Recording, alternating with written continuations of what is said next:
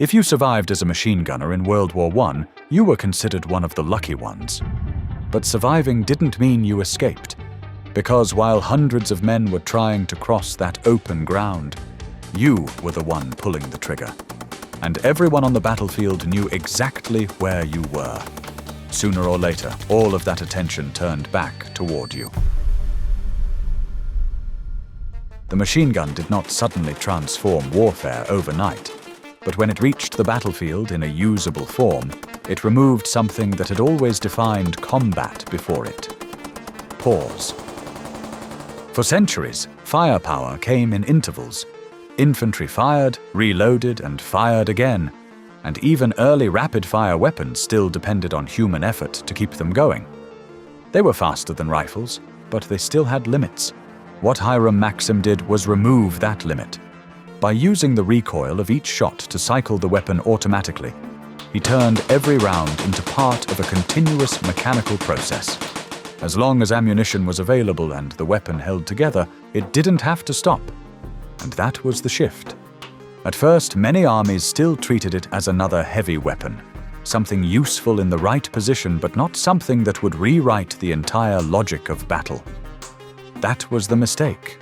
The machine gun was not just more firepower placed on the front line, it was a weapon that punished movement itself. A rifleman had to choose a target. A machine gun crew could deny an area.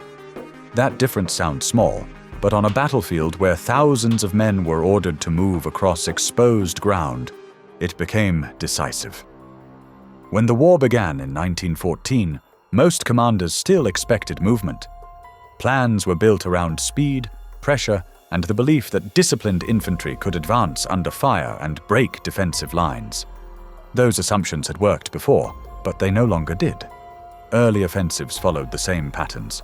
Soldiers advanced in lines across open ground, maintaining formation as they moved forward, expecting that closing the distance would eventually overwhelm the defender. Instead, they walked into continuous fire. A machine gun does not fire at individuals in the way a rifle does. Its rounds spread, creating what was known as a beaten zone, an area in which movement itself becomes the target. Within that space, it no longer matters who you are, how fast you move, or whether you try to take cover. If you are inside it, you are hit. And because the fire does not stop, there is no moment where that risk drops. No gap, no timing, no second attempt. That was the problem. Multiple guns were positioned to cover the same ground, creating interlocking fields of fire that removed any safe approach. Even if one position was silenced, another could still cover the gap. From the attacker's perspective, there was no clear path forward. Only exposure. This also changed what courage meant. Before the war, officers had spoken about morale, discipline, and the offensive spirit as if determination could carry men through almost anything. But courage does not stop a belt-fed weapon covering the ground in front of you. A soldier could be brave, trained, and completely committed to the attack. And none of that mattered once he entered a space already measured by the gun. By the end of 1914, both sides understood the same thing. Advancing across open ground against prepared machine gun positions was not just costly, it was unsustainable. So they stopped trying to move. And they started digging. Trench systems expanded across the front, forming a network of fortified positions designed to support the weapons that now dominated the battlefield. Machine guns were placed to control key areas of approach.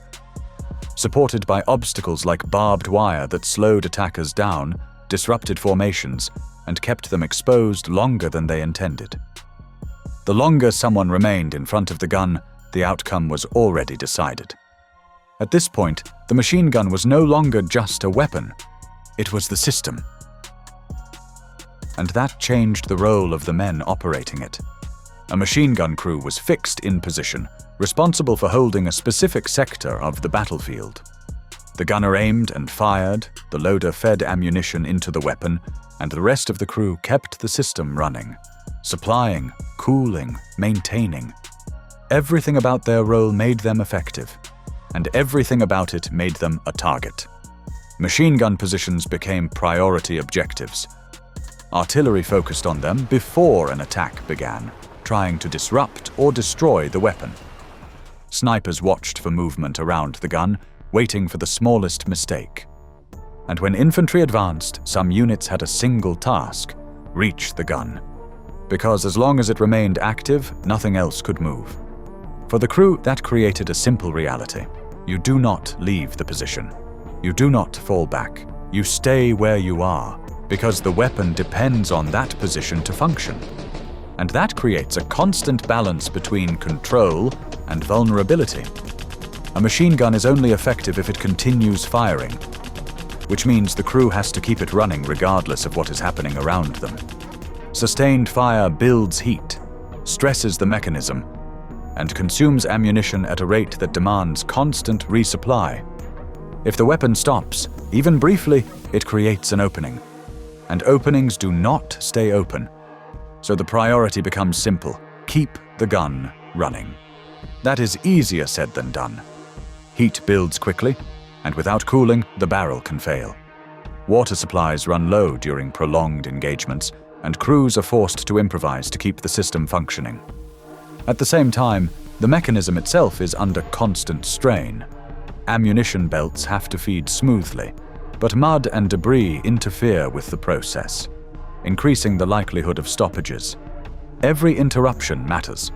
This is why the crew's job was not only to fire, it was to anticipate failure before it happened. The loader watched the belt, the gunner watched the field, and the others watched everything else: ammunition, water, parts, and the position itself.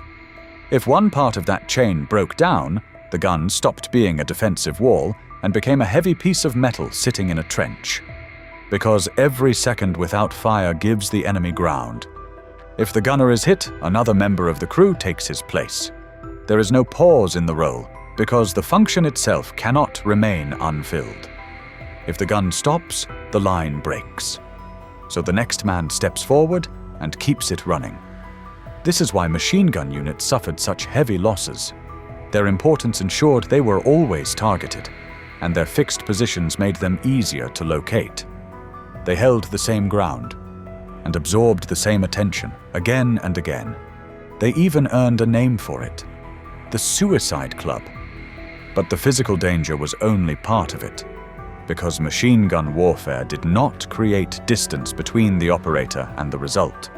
It created continuity. The weapon did not fire once and stop. It continued as long as it was supplied and maintained, producing an effect that was constant. Movement in front of the gun was met with the same response over and over again. That changes how the battlefield is experienced. What begins as a task becomes a process. At the same time, the more effective the gun becomes, the more attention it draws. Artillery adjusts, infantry shifts direction. Pressure on the position increases. Effectiveness and exposure are directly linked, because the weapon gives you control over a section of the battlefield and places you at the center of it. As the war continued, armies tried to adapt. Lighter machine guns were introduced to allow for more mobility, bringing automatic fire into offensive roles, but they did not replace the original system. Continuous fire still controls space, and controlling space still controls movement. That is why the machine gun defined the First World War, not because it was the only weapon involved, but because it forced every other part of the battlefield to adapt to it. And for the men behind the gun, the situation never really changed. You hold the position, you keep the weapon running, and you understand that everything out there depends on whether it keeps firing, because once it stops, they move. And when they move, it's already too late.